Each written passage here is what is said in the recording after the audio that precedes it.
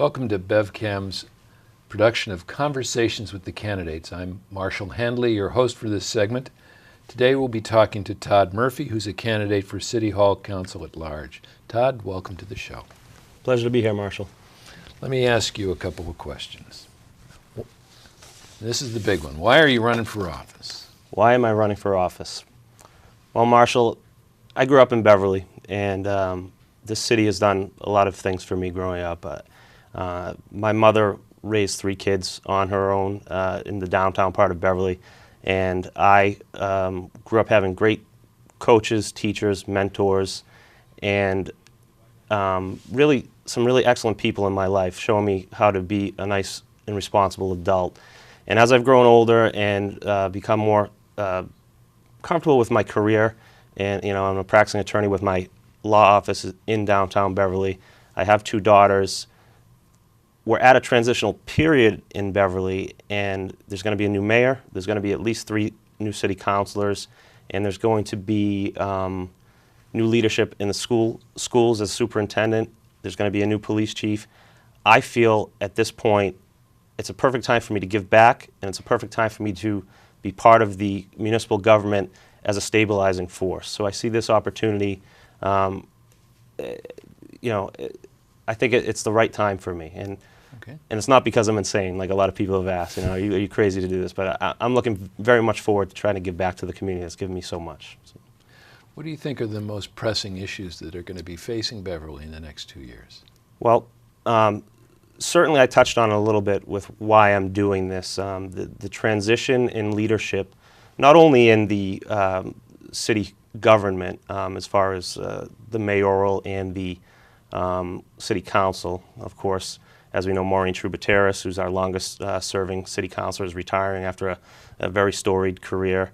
And then there's going to be a new city councilor in Ward 2, West Slate. A new mayor. Mayor Scalens has been the mayor for the better part of 20 years, so it's going to be a big change on our hands. That's not only true, like I said, for the government aspect, but it's also true for the superintendent aspect, and it's also true in the public safety aspect with the new police chief.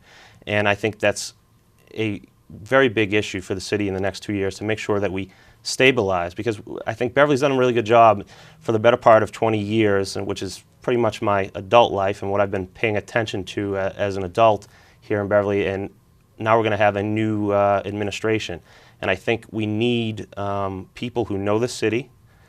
We need people who are comfortable working with other folks and building coalitions and cooperating to make Beverly a better place. And I think that's a major pressing issue.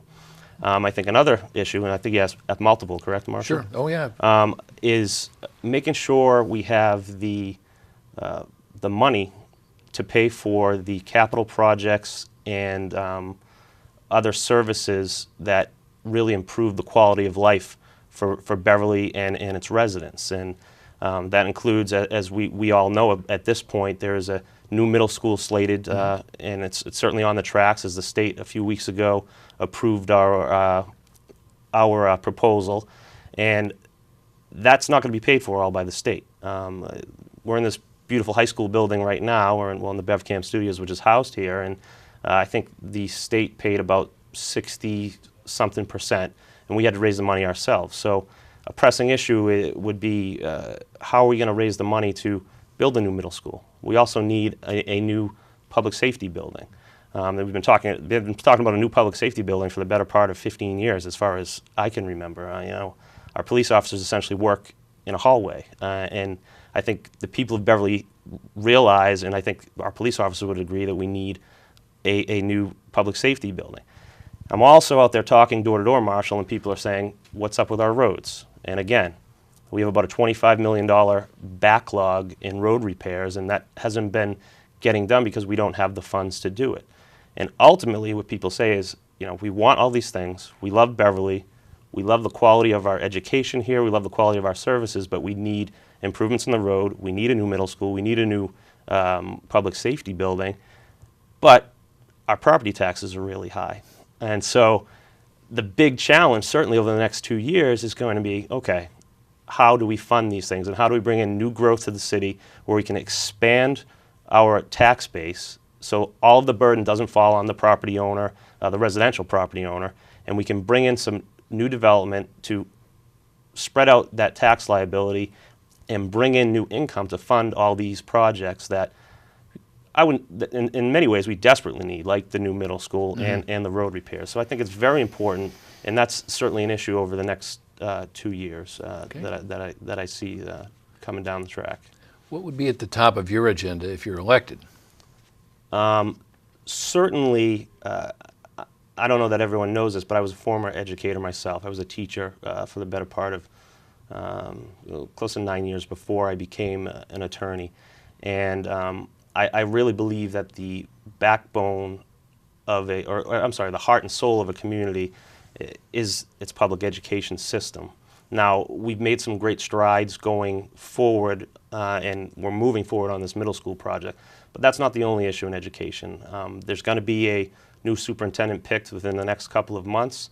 And we also need to make sure that our class sizes stay small. Our teachers have all the tools that they need to get their job done. And a lot of people talk about education as the purview of the school committee. Well, I like to correct people on that and say all of us need to be invested in our public education, and particularly our city councilors, who one of our major jobs is to approve the citywide budget. And of the city budget, the vast majority of that budget comes from the education expenses. And so on the top of my agenda is to make sure that we're spending our education dollars in the right places and actually trying to forge a relationship with the school committee members to really know what's going on there. After that, I would certainly say development, smart development, particularly in the area of the downtown. I said that our education system is the heart and soul of our community. You know, that's certainly what people base the reason for coming to a community and living here. It's what keeps property values stable and or raises them. But the other part is of the community is the downtown area, and that's sort of the backbone of a community. And we're doing some excellent things downtown right now. There's been some great development, and I'm a big supporter of the Beverly Main Streets group and the 2020 vision. And there's been some unbelievable improvements in the downtown in the past 10 to 15 years. My office is downtown. I grew up downtown. I've seen the good, the bad, and the ugly of downtown, and I want to see it continue to get better. And that includes developing the waterfront, developing all of Rantoul Street, so we have in a sense, we can complete the circle of Cabot Street, waterfront, Rantoul Street, and have a vibrant downtown community where people want to not only come and visit, but some people might want to come and live and take advantage of our train stops and make Beverly this, tap into the potential that Beverly can have as a transit-oriented community. Anything else? And one other thing that I would say, and I would like to stress, is opening up communication with the public. Now, I don't necessarily, I'm not criticizing our current government, city government, is saying that they haven't done a good job with that, but I think as a city leader, it's incumbent to be an educator as well. And part of that job is to get out, talk to your constituents, make sure they know what's going on, make sure what votes we're talking about, and just so people aren't surprised as to what might be on the agenda or what vote is next. And I think you need to be innovative with that. And you need to take steps to reach out in various different ways. I mean, we're sort of in a new age of communication. Not everybody gets their news from reading the newspaper. In fact, fewer and fewer people do now. So I think we need to embrace the idea of possibly using forms of social media or internet-based communication to get our message out to our constituents, to let them know, hey, this is sort of what's going on. So that would be another thing that would be on my agenda. And then one more thing I would say, and Okay. I'm talking on and on. Like, Well, that's all right. So I guess us lawyers like to talk, and I'm stealing your thunder here, Marshall. But the other thing, I'm very proud of Beverly for recently passing weekly recycling. I think it was an excellent idea for many reasons, not just for what it does environmentally and the encouraging people to reduce their solid waste and recycle more, but part of my agenda too would, and again, this is part of the education piece, the way our current solid waste contract is structured, we can put out as much recycling as we want curbside, and we pay per the ton, called tipping fees, on the amount of solid waste we put out and send to the incinerators over in Saugus. And I think it's important for your leaders to let people know that, A, not only is this good for our community and the health of our children and everybody else, but B, we can also save some money if we recycle more and get that word out, and I think we need to embrace that. And I literally think we could save, the Beverly budget is $106 million currently. I literally think we can save hundreds of thousands of dollars a year if we get this word out to the public and show, that as a leader, I'm also an educator and someone who can help us save some money by making some changes in your day-to-day life as a citizen. And that would mean increased recycling. So there's a few of the things on my agenda, I guess. I've never been accused of not having an agenda. How much time do you think it's going to require that you put in on the job of City Council at large? I think it's very difficult, Marshall, to put a finite number on it. Sure. I think the actual answer is whatever it takes. Yeah. There are times, I'm sure, and I've been talking to a lot of my friends, and I have friends and mentors who've done this before, and there are times when things are hot button issues that people are constantly calling you on and need responses on, and you have to do it. You have to do the work. And I say this, as a person that owns his own law firm, and it's a private firm, one of the things I pride myself in, and one of the things I have to do in order to keep my doors open, is when a client calls me, I need to call them back, and I need to get back to them, or I need to communicate with them. So I can't put it, like I said, I can't put a number on it, but certainly I think it's going to be almost another full-time job on top of what I do, and I'm willing to do that because I love the city so much, and and I want to serve it in the appropriate way. And to say it's only a couple hours at night or something like that, I don't think that's realistic. I think it's a lot more than that. And for people who aren't familiar with you, what would you say your style is? I'm saying like preppy or a jog. No, I'm kidding. Yeah, well, or my work style, is that more the just question? your style on your approach to work. Okay. I think I am certainly a person who is analytical. Okay. I like to hear, I like to look at an issue, and I like to deconstruct it from every angle I possibly can. And I think, again, as you probably understand, as being a practicing attorney, and you were trained to do this, part of what attorneys do is look at all sides of an issue, look at all arguments for and against, and then you come to a conclusion. Sometimes it's different. Sometimes you're arguing for a side. In this case, I would take my experience as an attorney as essentially a professional problem solver, if you will, and apply that to any issue that comes up in Beverly. That's sort of how I would tackle issue by issue, and then eventually, after I parse it out, look at it, and figure out what I think is the best for Beverly, that's how I would vote or go with things. Now, on a people level, I think I'm a very collegial guy. I think I'm a very collaborative guy. I'd much rather be the part of a team that comes up with a solution than a person who says, you know what, this is the answer and it's my way or the highway. Right. I think sometimes you have to be principled about certain things. If you think something's right, it's right, and if it's wrong, it's wrong, and you have to stick up for that. But it's not always black and white. Certainly not with big decisions municipally, certainly not with legal decisions, Right. in my job. So I think you have to be able to talk to people, get their perspective, and then say, you know what, there's probably a nice compromise here somewhere, or there's probably somewhere some solution where everyone can walk out feeling at least that they had some input. And I'm that type of guy. I want to hear all sides, digest it, and be a part of a problem-solving team. I'd say that's my style. Okay. The City Council and the Mayor are responsible for making decisions on a roughly $105 million budget.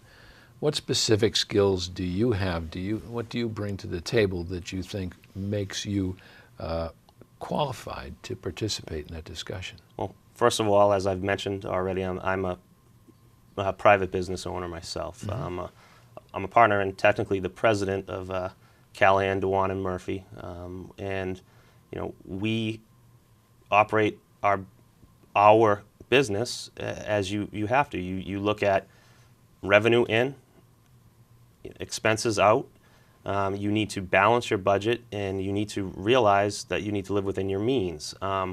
Also, before I became a partner at Todd Murphy, I was general legal counsel for a fairly large Beverly-based company called Blue Vase Marketing, and I've been in on board meetings, and I've had long conversations with the CFO of that company, and I've been in on budgetary meetings, and I feel I know what the private sector is about. Now, managing the budget of a city is not exactly the same as managing a private sector budget, but you bring that experience with you, and certain things certainly can color your, how you look at a budget. But I'm experienced in dealing, like I said, with my own personal private company, and now, and before that, part of a fairly large company. And I think having that knowledge certainly gives me some experience and some skills to deal with, or at least having input. It's not, not all about me on the city council. I'd be one of 9 votes, and I'd be person looking at what the mayor has to say. But I feel I'm well qualified to at least have a seat at that table and be a part of that discussion. Okay. One of the phrases that's thrown around a lot in campaigns is fiscal responsibility. What does that mean to you? Well, it's very simple, Marshall, and I think I hit on it just a minute ago. It's about living within your means. Mm-hmm. Our city has certain revenue and certain income generated, and I think it's irresponsible to try to pay for things over and above what you generate. Part of being responsible, though, is looking at ways to generate new income and new growth, and I think that's always something that I think as a city councilor and as a city leader you should be looking for. And that is part of making the tough decisions as to, essentially like I talked about earlier, paying for the things that we need, the capital improvements, the quality of life improvements, making sure our schools and our police offices and our fire department and our city municipal offices are all well staffed. But you need to live within your means, and you need to find ways that are creative to take some of the burden off of the residential taxpayer. Because, state and federal monies, we used to get more of that. Ever since the economic downturn a few years ago, the faucet kind of was turned off, and I think a lot of municipalities relied on that aid. Now I think it's more incumbent upon cities to be creative and look at ways to create new growth, and also look at ways to save some money too. And some people, I'm in favor of some forms of regionalization to save some money.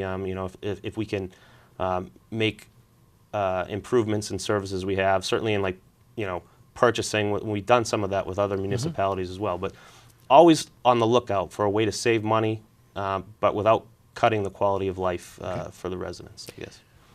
What are the most critical factors that you see in balancing the budget, and where are the leverage points? Where are where do you think you can make adjustments to the budget? Well, as I mentioned, I don't see a lot of places we can cut right now, and I think, and I certainly am not a person looking to cut teachers, firefighters, police officers, and other municipal employees, DPW, and people that work in City Hall. I think we need to, know the budget, go over it with a fine-tooth comb, look at our education budget, and make sure we're spending in the right places, make sure we're not spending for no reason. But again, I think it's more about creating that revenue and finding ways to find new growth. Certainly, again, we need to do certain things in the city, and in order to pay for them, we need to have the tax base and the revenue with sustainable development. And I don't know. I think the mayor has done a pretty good job with the budget. It's been balanced for quite some time. We've come out of a deficit, and I think there's some people who are still in city government that will be there going forward that are skilled with balancing that budget. And I think I can add to that conversation. We've touched on it a little bit, but what's your overall view on the need or potential for development in Beverly? I think I've more than touched on it with you, but I'm not saying that we need to develop every single parcel of land in Beverly and You know, and personally, I am a fan of having a lot of the green space that we have in Beverly, but Right. we need to develop the areas that can raise revenue and can certainly add to the new growth. And I think the biggest potential we have is in the downtown area, in the waterfront area. I think, you know, that McDonald's has been sitting there for 20 years now, Right. collecting dust essentially. I think we're starting to move forward on that, but that is one of the areas where I think, you know, we should develop, because not only will that area be nice for you know, residents, but I think we can also attract people from you know, people come to Salem to go to their nice waterfront restaurants. People go to Newburyport to go to their nice waterfront restaurants. When we attract people in, we attract new business. They pay our restaurant and meals tax. That's revenue that's created, and that's part of the development. But the development also needs to be sustainable. Just to rubber stamp something, to say, oh, just to put something in a certain, you know, certain storefront is not necessarily the smartest thing to do. We need to have places that people will come to, people that will want to keep in business, and you know, that's part of smart and sustainable development. It's not just development for the development's sake, I guess. And I think you've hit this one as well, but I'm going to ask it anyway. What are the issues in your mind that need to be considered when evaluating a development project or development in general? Well, a few. Certainly, whether it's a sustainable development, like I touched on, whether it will be there in 5, 10, 15 years, and whether it will be something that will continue to generate revenue for the city. Second, I would say whether we can, infrastructure-wise, sustain it. You know, whether we have parking in the area to have a restaurant, you know, that might be proposed. Whether we have a place where people have access and egress to a certain restaurant. The effect it has on a neighborhood, the effect it has on the character of a neighborhood, you know, and certainly there's been a lot of talk about the Brimble project, which I'm sure is going to come up, and there's been a lot of talk about impact of downtown development on Goat Hill and things like that. But the important thing is, with that development and whether it's workable and sustainable, you also need to talk to the people who live there, and to make sure that they have a seat at the table and they're well informed, and that they know that they have a say in what's going into their neighborhood. And so I think, you know, the question was, you know, what goes into what's good development? I think those are the key issues that go into good development, Marshall. How about tourism? Do you see tourism as having a role in Beverly's future? You know, growing up in Beverly, and I've been here, you know, 22 plus years off and on. I mean, I grew up my whole childhood here, and I was very proud of the history teachers I had at Beverly High School. I had some great ones. You know, Dan Kelleher, Dean Eastman, Fred Hammond, and Mr. Witwicky was one of them. We had a great history department. And I grew up being really proud of the history that Beverly has. I don't know that a lot of the rest of the world really knows about some of the history we have here. And you know, Salem all of a sudden has not all of a sudden, but they sort of seem to corner the market on the Witch City, the tourism, now Halloween. I think Beverly could be part of that. And I think we talked very little bit about regionalization earlier. Right. And I think, you know, tourist departments, you know, in regional areas certainly can communicate. And we have some great things. I mean, Marblehead might dispute it, but we are the birthplace of America's Navy. I think that's something that we can I think we can all agree on that. Absolutely. We can agree on that. You know, George Washington's been here. This city was instrumental during the Industrial Revolution as well. And then we have, you know, it's a Cumming Center now, but we have what was once the shoe. And I think we have a lot of things that we can offer from a historical perspective. And I do think that tourism could be something that we could work on a little bit more in Beverly. Okay. The development issues, specific development issues, Route 128, Brimble Avenue project. Yes. What are your thoughts?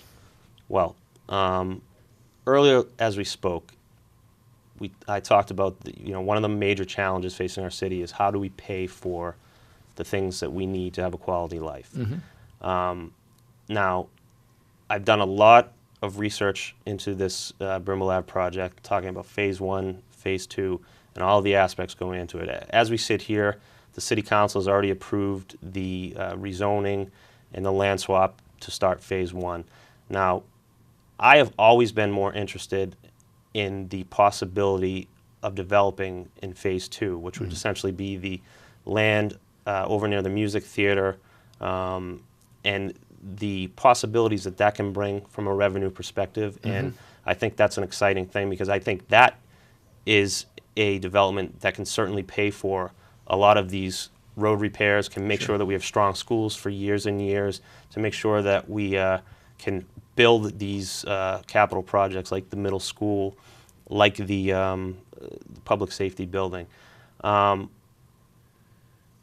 this point, phase 1 seems to be moving forward, and it's sort of a done deal. I think what's important about the project now going forward is whether or not, as a citizen, you agree with it, you have someone in office that you can approach about how we go forward, how we mitigate problems that might arise as a result of whether there's more traffic, or whether there's speeding or cut-throughs and things like that in your neighborhood. And someone that you can call, someone that will return your call, and someone that will get results done when it comes to saying, hey, we need more traffic enforcement there, or you know what, this street light takes too long, and we need to talk to the people at the Department of Public Works, or we need a do not enter sign on this street, and how we mitigate problems that arise from the Brim Lab project. Ultimately, I'm in favor of what phase 2 can bring in the city, because I think, again, we have to be able to pay for things that we need to have a quality community, and I think that's an opportunity for this city. Okay. We're almost out of time, but I have one final question for you. What would you answer to viewers who ask, why should I vote for you? Why should I entrust the management of the city to you? And what is it that makes you special? I've hit on this a little bit earlier, and I can say this. I think my life experience growing up in Beverly, my career experience having been a teacher and now an attorney, the fact that I'm a father of 2 beautiful young daughters, and I told Olivia, hi Olivia, I would say hi when she watches this. The fact that I have so much invested in this community on a personal and professional level, I feel like I'm clearly one of the top 3 choices for this position. Now, you can vote for 3 people in the city councilor at large race. Beverly has given an enormous amount to me. Like I said, I had a single mother growing up who certainly did a great job raising 3 kids of her own, but this community had a major impact on that. In fact, I won a scholarship that, because of going to Beverly High School, I was able to, because I was recommended for one, I was able to pay for half of my tuition at Tufts University, based on the fact that I came from a socioeconomic disadvantaged background, and it was someone from Beverly High School who recommended me for that. At that point in my life, I said, I need to give back, and I've always felt that I need to give back to a community that's done so much for me. And so now, if you take all of those things, put them together, life experience, career experience, investment in the community, desire to give back to a place that has given me so much, and the ability to really solve problems in a proactive way, I think you have certainly a top 3 candidate for a city councilor at large, and I would say that's why you should vote for Todd Murphy on November 5th. Terrific. That's about all the time we have. We'd like to thank our guest, Todd Murphy, who's running for City Council at large. My name is Marshall Handley, and on behalf of BevCam, thank you very much for joining us. Thank you for having me, Marshall. I appreciate it. Nice to see you. Nice to see you. Thank you.